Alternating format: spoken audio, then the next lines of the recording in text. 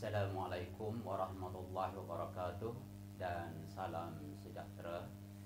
Alhamdulillah, hari ini kita dapat lagi mengadakan satu sesi ulang kaji pembelajaran melalui online. InsyaAllah para pelajar yang dihormati sekalian, akhir pelajaran nanti diharapkan pelajar dapat mengetahui berkaitan dengan konsep Melayu. Yang kedua, salah silah bahasa Melayu. Dan yang ketiga ialah hipotesis tentang tempat asal bahasa Melayu. Baiklah, kita pergi kepada bahagian definisi awal istilah Melayu. Jadi, istilah Melayu ini yang paling awal berkaitan dengan konsep kerajaan atau kawasan. Kita cuba perhatikan pendapat beberapa ahli sejarah masa lampau yang pernah menulis. Misalnya M. Ptolemy, beliau menggunakan istilah Melayu Holland dalam karyanya yang berjudul Geographic pada awal 100 hingga 150 Masihi. Menurut Gerini, perkataan ini daripada perkataan Sanskrit, yaitu Malay Kurang atau Malaya Holland, untuk merujuk tempat di utara pantai semenanjung Malaysia, yaitu Tanjung Kuantan. Yang kedua, kita teruskan lagi, yaitu Kitab Hindu Purba. Kitab Hindu Purba ini bernama Purana, yang ditulis pada zaman Gautama Buddha. Dalam kitab ini terdapat perkataan Malaya Dwipa, bermaksud tanah dikelilingi air. Tanah ini para pengkaji sejarah merujuk kepada Pulau Sumatera. Seterusnya, kita melihat lagi kepada catatan penggembara Cina pada zaman dinasti Tang antara tahun 644 hingga 645. Di dalam catatan ini adanya istilah Moloyu. Adanya utusan kerajaan Moloyu pernah dihantar ke China untuk mempersembahkan hasil bumi kepada rakyat China. Pengkaji berpendapat utusan datang dari Jambi, yaitu di selatan Sumatera. Catatan yang lain, yang keempat, kita lihat dalam catatan Rahim Buddha yang bernama Atsing, yang menggunakan kata Moloyu tentang dua buah kerajaan yang dilawatinya sekitar tahun 675 Masehi. Kerajaan ini ialah Kerajaan Melayu di Sungai Batang dan Kerajaan Sriwijaya di Palembang. Catatan kesusastraan Cina mengatakan waktu penggembara singgah di Nusantara, yaitu zaman Kerajaan Sriwijaya, mendapati bahawa bahasa yang dituturkan oleh penduduk di situ ialah Kunlun. Kunlun merujuk hamba abdi di negara Cina yang berasal dari Pulau Kundur. Seterusnya kita melihat lagi catatan Rahib Buddha yang bernama Atsing menggunakan kata Moloyu berkaitan dengan dua buah kerajaan yang dilawatinya pada tahun 675 Masihi, yaitu Kerajaan Melayu. Yaitu Kerajaan Melayu ini terdapat di dua tempat. Pertama, yaitu di Sungai Batang. Kemudian yang kedua, Kerajaan Sriwijaya di Palembang. Seterusnya kita melihat dalam aspek definisi etimologi. Etimologi maksudnya ialah asal usul kata. Kita perhatikan daripada buku yang ditulis oleh Zubir Osman mengatakan bahawa Melayu berasal dari perkataan Malaya, yakni singkatan perkataan Himalaya. Hima bermaksud salji, manakala Alaya bermaksud tempat. Himalaya tempat asal orang Melayu.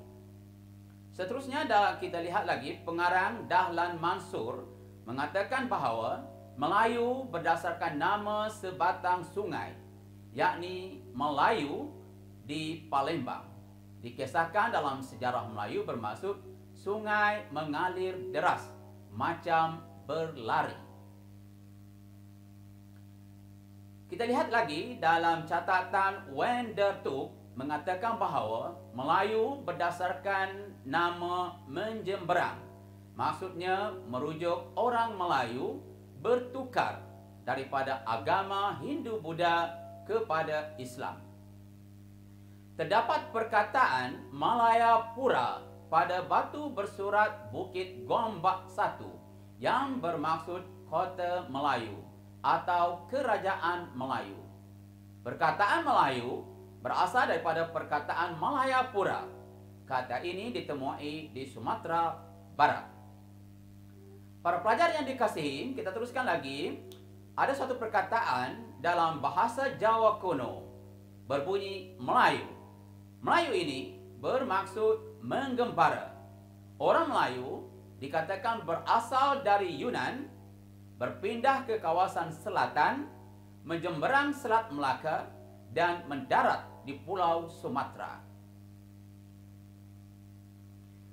Para pelajar yang dihormati sekalian, kita teruskan lagi kepada definisi berdasarkan bangsa.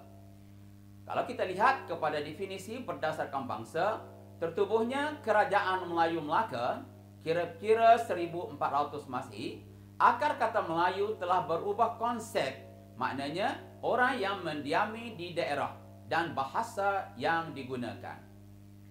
Penghuni awal orang-orang Melayu di Nusantara ini terdiri daripada dua golongan yang dikenali sebagai Melayu Proto dan Melayu Diotro. Seterusnya, kalau kita lihat kepada kajian lain, penduduk asal di Nusantara ini ialah orang Melayu berdasarkan kepada perakuan yang telah dibuat oleh UNESCO yang memberikan pengertian Melayu merujuk suku bangsa yang mendiami di semenanjung Malaysia, Thailand, Filipina dan Madagaskar.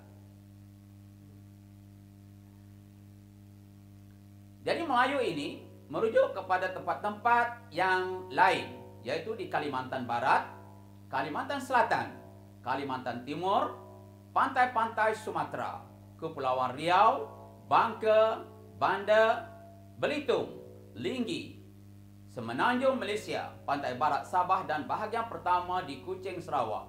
Ada juga terdapat di Singapura, selatan Filipina, di Champa, Indochina. Manakala tempat-tempat penghijrahan orang Melayu masih boleh dilihat sampai sekarang, yaitu di Kepulauan Madagaskar, di Sri Lanka dan Afrika Selatan. Baiklah para pelajar, kita teruskan lagi kepada objektif yang kedua pembelajaran kita pada hari ini berkaitan dengan salah silah bahasa Melayu. Salah silah bahasa Melayu maksudnya ialah asal-usul bahasa Melayu. Dalam bahagian ini kita boleh melihat asal bahasa Melayu itu sebenarnya dari mana. Jadi kita boleh lihat kepada usia bahasa sebagai peningkatan bahasa. Dalam bahagian ini, kajiannya ialah berkaitan dengan keturunan bahasa Melayu. Filem maksudnya ialah kelompok induk kepada bahasa Melayu. Umurnya ialah sekitar 5,000 tahun atau lebih. Rumpun iaitu kelompok bahasa 2,500 hingga 5,000 tahun. Manakala keluarga kurang daripada 2,500 tahun.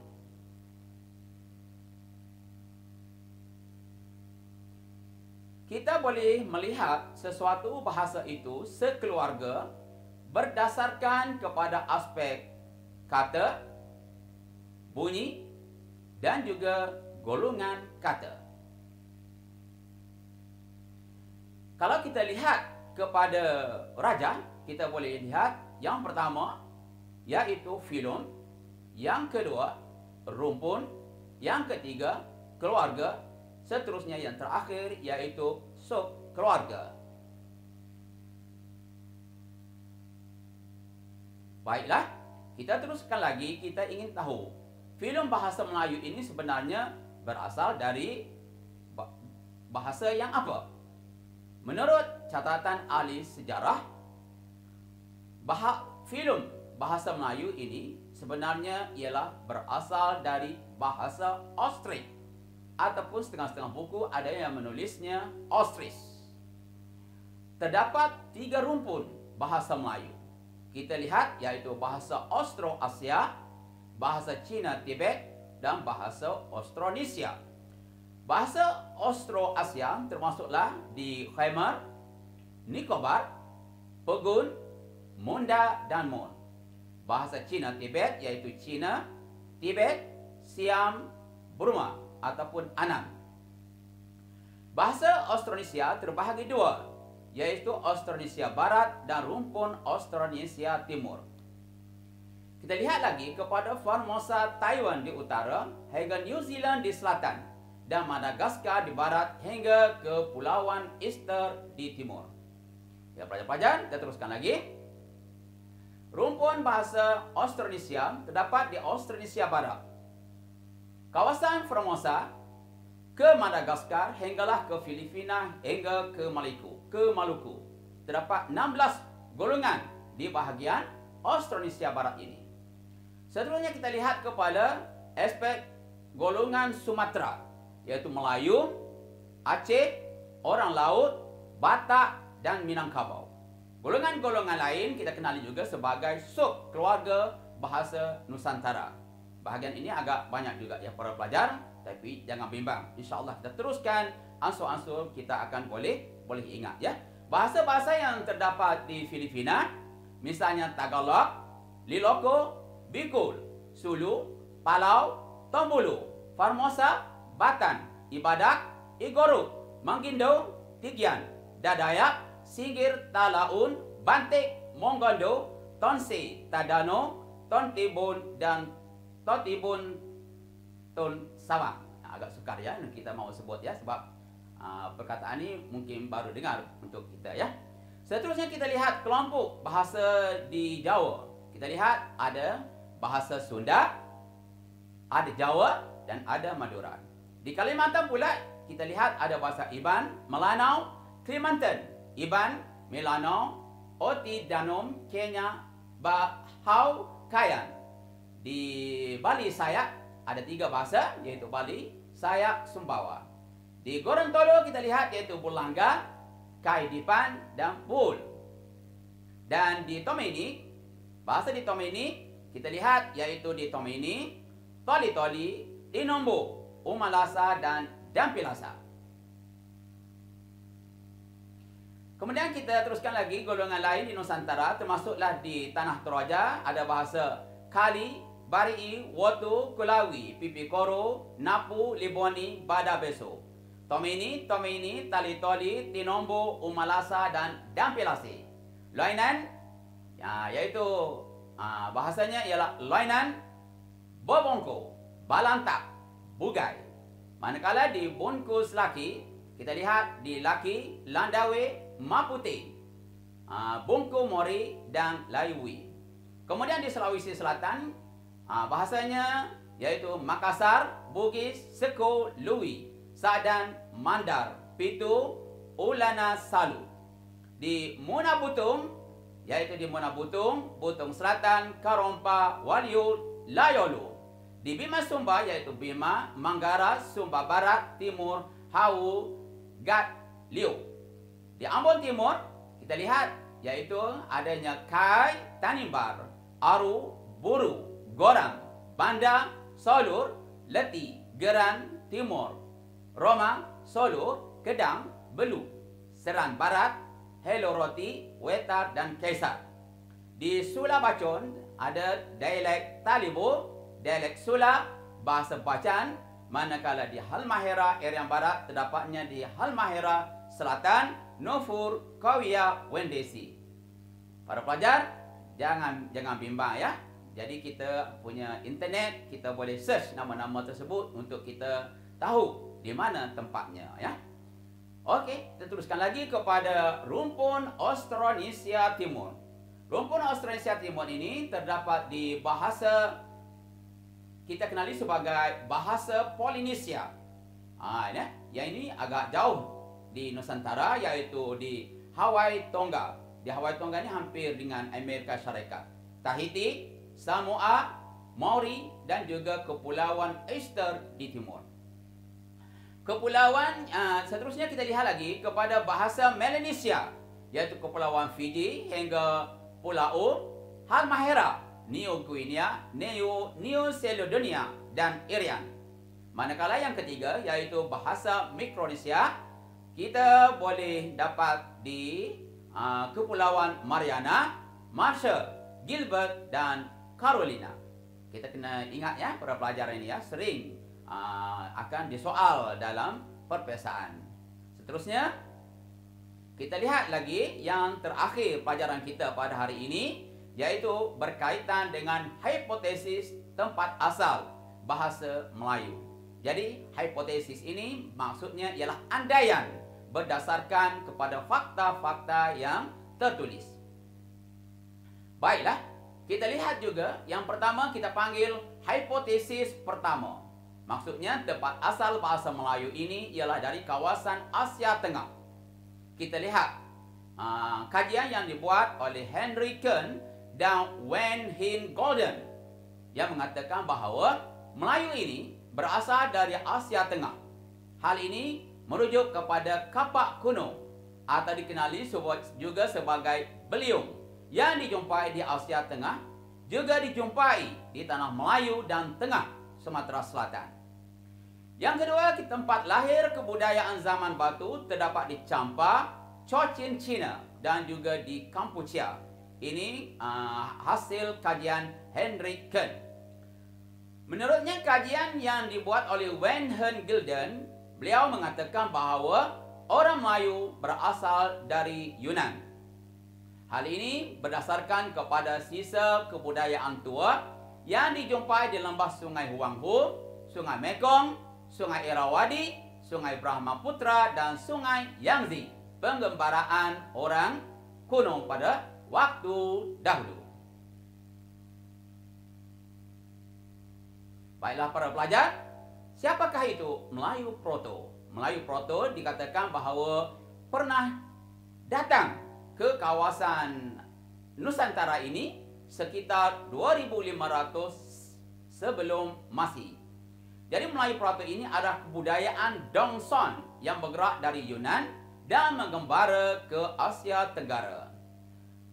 Melayu Proto dikenal juga sebagai Indo-Melayu atau Austronesia.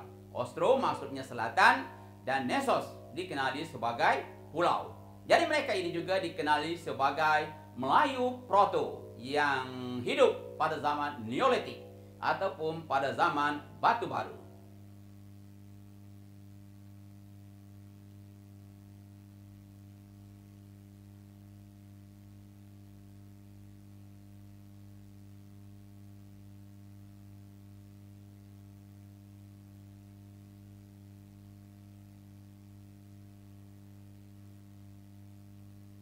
Seterusnya, kita lihat lagi pada zaman Melayu Deutero yang hidup sekitar 1500 sebelum Masehi. Maksudnya Melayu Deutero ini lebih muda berbanding Melayu Proto.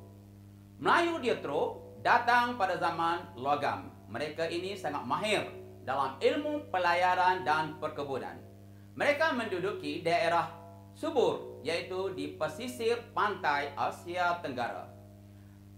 Melayu Proto terpaksa tinggalkan tempat tersebut, yaitu di pesisir pantai ini, kerana diambil alih oleh Melayu Deutero. Mereka dikatakan orang yang sangat pemalu dan mereka ini telah lari ke hutan. Hingga sekarang mereka ini dikenal sebagai Semang, Jakun, Sakai, Senoi, dan Temuan. Jadi, kehadiran mereka ini telah memberikan kesan. Maksudnya, Melayu Deutero telah menuturkan bahasa Melayu purba dalam bentuk lisan. Mereka cekap dalam ilmu perbintangan dan mahir dalam ilmu pelayaran. Puak pertama dan kedua terpisah dari segi geologi dan bahasa asal mereka juga terpisah kepada beberapa dialek. Kesan perpecahan ini maka wujudlah misalnya bahasa Jawa, Dayak, Minangkabau, Formosa, Batam, Bisaya dan lain-lain. Mereka sebenarnya berasal dari satu rumpun bahasa yang asal. Seterusnya hipotesis 2, ya ini merupakan yang terakhir ya, yaitu penduduk asal Nusantara. Ini menguatkan hujah bahawa orang Melayu ini bukan bangsa penghijrah. Mereka ini adalah penduduk asal di Nusantara. Jadi kawasan asal mereka ini termasuklah di Jawa, Sumatera, Melanesia, Formosa, New Guinea dan Filipina. Mereka ini dikenali bahasa Australia. Mereka menggunakan bahasa Austronesia. Manakala kajian yang dibuat oleh kajian Marsden menegaskan bahawa bahasa Melayu serumpun dengan bahasa Polinesia, Melanesia, Mikronesia dan induk bahasanya ialah Austronesia. Menurut Isdordin mengatakan orang Melayu berasal dari Formosa, yakni dari Taiwan, New Guinea atau Melanesia. Bahasanya iaitu ada bahasa kekerabatan. Menurut kajian, pentas Saul dan pentas Sunda suatu daratan yang luas. Namun terjadinya suatu banjir yang sangat besar menyebabkan orang-orang di kawasan rendah ini terpaksa mencari kawasan yang tinggi. Di manakah tanah kawasan yang tinggi itu? Ini termasuklah Semenanjung, Tanah Melayu, Kalimantan ataupun Borneo, Tanah Jawa, Sumatera, Sulawesi dan juga pulau-pulau kecil yang lain. Seterusnya pada zaman pencairan glasier, iaitu kawasan rendah telah ditenggelami menyebabkan orang-orang asal telah berpindah ke kawasan yang tinggi. Dan yang terakhir berdasarkan kepada ilmu arkeologi yang menegaskan bahawa manusia Jawa berumur 2 juta tahun dahulu. Berdasarkan tengkorak yang dijumpai di Nusantara menunjukkan bahawa manusia Jawa ini sebenarnya lebih tua berbanding dengan tengkorak yang dijumpai di Asia Tengah. Baiklah para pelajar, nampaknya sesi pengajaran kita telah selesai pada hari ini. Cikgu minta anda dengar berkali-kali rakaman ini dan juga cuba mencari soalan-soalan dan juga bahan-bahan yang berkaitan, terutamanya berkaitan dengan bahasa yang baru kita dengar itu. Sebenarnya kalau kita rujuk kepada atlas, nama-nama itu sebenarnya ada. Berusaha lagi ya. Jadi itulah dulu yang cikgu dapat sampaikan hari ini. Dan jangan lupa terus belajar dan jangan mengalah. Sekian, wabillahi taufiq wal hidayah. Wassalamualaikum warahmatullahi wabarakatuh. Sekian, terima kasih.